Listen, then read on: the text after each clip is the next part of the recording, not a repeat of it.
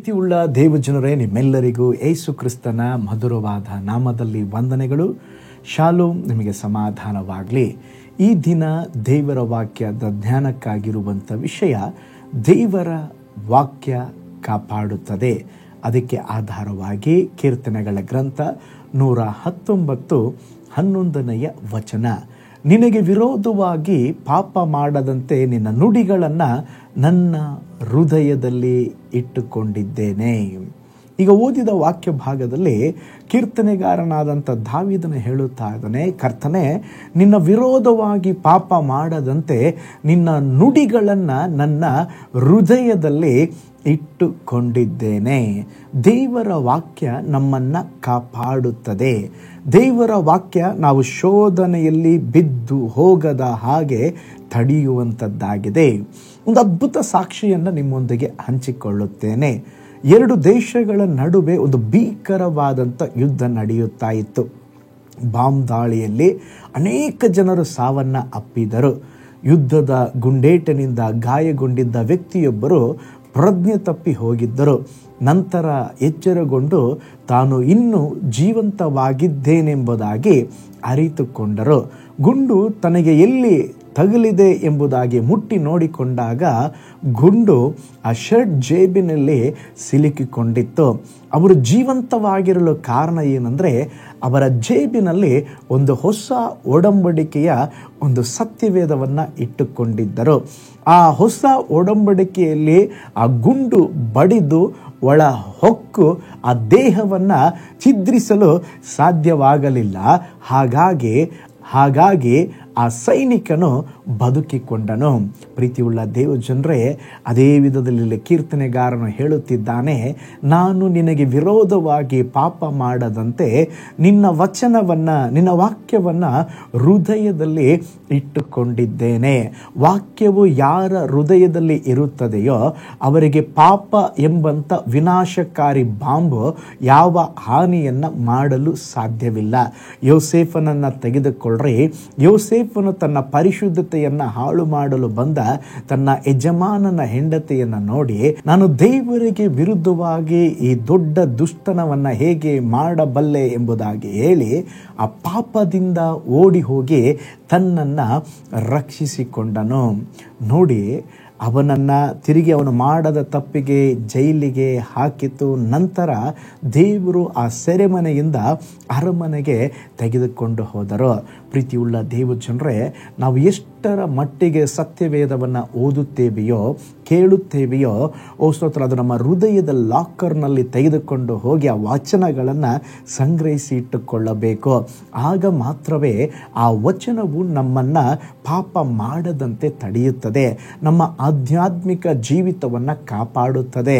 ಹೃದಯದಲ್ಲಿ ವಾಕ್ಯವಿಲ್ಲದಿದ್ದರೆ ಪಾಪದ ಗುಂಡು ಸ್ತೋತ್ರ ಖಂಡಿತವಾಗಿ ನಮ್ಮನ್ನು ಕೊಲ್ಲುತ್ತದೆ.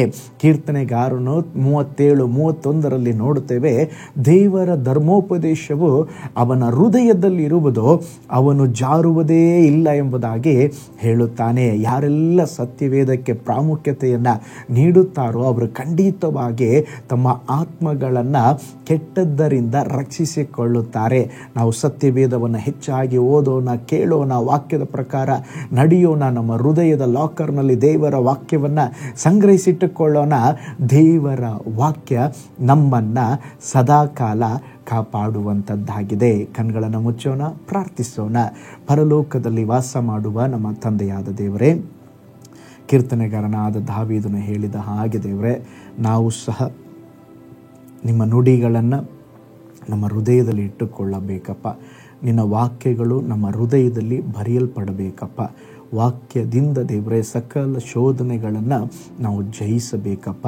ಕರ್ತನೇ, ದಿನಗಳಲ್ಲಿ ಲೋಕದ ಕಾರ್ಯಗಳು, ಸಾಮಾಜಿಕ ಜಾಲತಾಣಗಳೇ ನಮ್ಮ ಮೇಲೆ ಪ್ರಭಾವ ಬೀರುತ್ತಾ ಇದೆ. ಆದರೆ ಕರ್ತನೇ, ನಾನು ಪ್ರೇಯರ್ ಮಾಡ್ತೇನೆ ಸ್ವಾಮಿ, ನಾವೆಲ್ಲರೂ ನಿಮ್ಮ ವಚನವನ್ನು ಓದಬೇಕು, ಕೇಳಿಸಿಕೊಳ್ಳಬೇಕು, ಅದರ ಪ್ರಕಾರ ನಡೆಯಬೇಕು. ಆ ವಾಕ್ಯವು ನಮ್ಮ ಈ ಲೋಕದ ಎಲ್ಲ ಪಾಪತನದಿಂದ ನಮ್ಮನ್ನು ಕಾಪಾಡಬೇಕಪ್ಪ. ನಿನ್ನ ವಾಕ್ಯದಲ್ಲಿ ನೆಲೆಗೊಳ್ಳುವಂತೆ, ಬೆಳೆಯುವಂತೆ ಸಹಾಯ ಮಾಡಿರಿ. ಈ ವಿಡಿಯೋನ ವಾಚ್ ಮಾಡಿದ ಪ್ರತಿಯೊಬ್ಬರನ್ನ ಬ್ಲೆಸ್ ಮಾಡ್ರಿ. ಇನ್ನು ವಾಕ್ಯದಲ್ಲಿ ಹೆಚ್ಚಾಗಿ ಬೆಳಿಲಿಕ್ಕೆ ಪ್ರತಿಯೊಬ್ಬರಿಗೂ ಕೃಪೆ ತೋರಿಸ್ರಿ. ಯೇಸುವಿನ ಹೆಸರಿನಲ್ಲಿ ತಂದೆಯೇ, ಆಮೆನ್.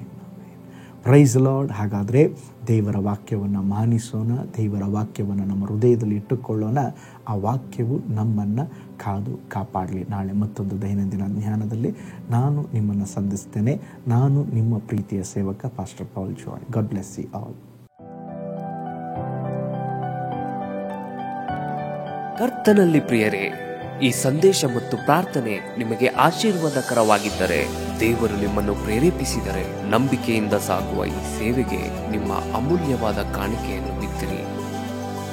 ಪ್ರೀತಿಯ ದೇವಜನರೇ, ವಾಯ್ಸ್ ಆಫ್ ಹೋಪ್ ಮಿನಿಸ್ಟ್ರಿಯ ವತಿಯಿಂದ ಕೋರಮಂಗಲದಲ್ಲಿ ಪ್ರತಿ ಭಾನುವಾರ ಬೆಳಿಗ್ಗೆ 9:30ಕ್ಕೆ ಕನ್ನಡ ಆರಾಧನೆ ನಡೆಯುತ್ತಿದೆ.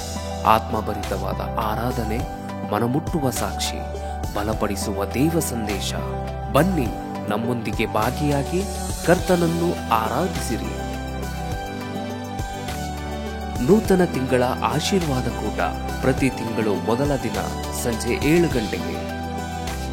ಪ್ರತಿ ತಿಂಗಳು 2ನೇ ಶನಿವಾರ ಬಿಡುಗಡೆ ಉಪವಾಸ ಪ್ರಾರ್ಥನೆ ಕೂಟ ಬೆಳಿಗ್ಗೆ 10:30ಕ್ಕೆ. ನಿಮಗಾಗಿ ಪ್ರಾರ್ಥಿಸಬೇಕೆ? ನಿಮಗೆ ಯಾವುದಾದರೂ ಪ್ರಾರ್ಥನೆ ಮನವಿಗಳು ಇರುವುದಾದರೆ ಕೆಳಗಿನ ನಂಬರಿಗೆ ಕರೆ ಮಾಡಿ ಅಥವಾ ವಾಟ್ಸಪ್ ಮಾಡಿ. ಈ ಆತ್ಮಿಕ ಸಂದೇಶಗಳು ನಿಮಗೆ ಆಶೀರ್ವಾದಕರವಾಗಿದ್ದರೆ ಲೈಕ್ ಮಾಡಿರಿ. ಇಂಥ ಅದ್ಭುತ ಸಂದೇಶ ಪ್ರತಿದಿನ ನೋಡಲು ಬಯಸುವುದಾದರೆ ಸಬ್ಸ್ಕ್ರೈಬ್ ಮಾಡಿ ಹಾಗೂ ಇತರರೊಂದಿಗೆ ಶೇರ್ ಮಾಡಿರಿ. ಕರ್ತನು ನಿಮ್ಮನ್ನು, ನಿಮ್ಮ ಕುಟುಂಬವನ್ನು ಆಶೀರ್ವದಿಸಲಿ.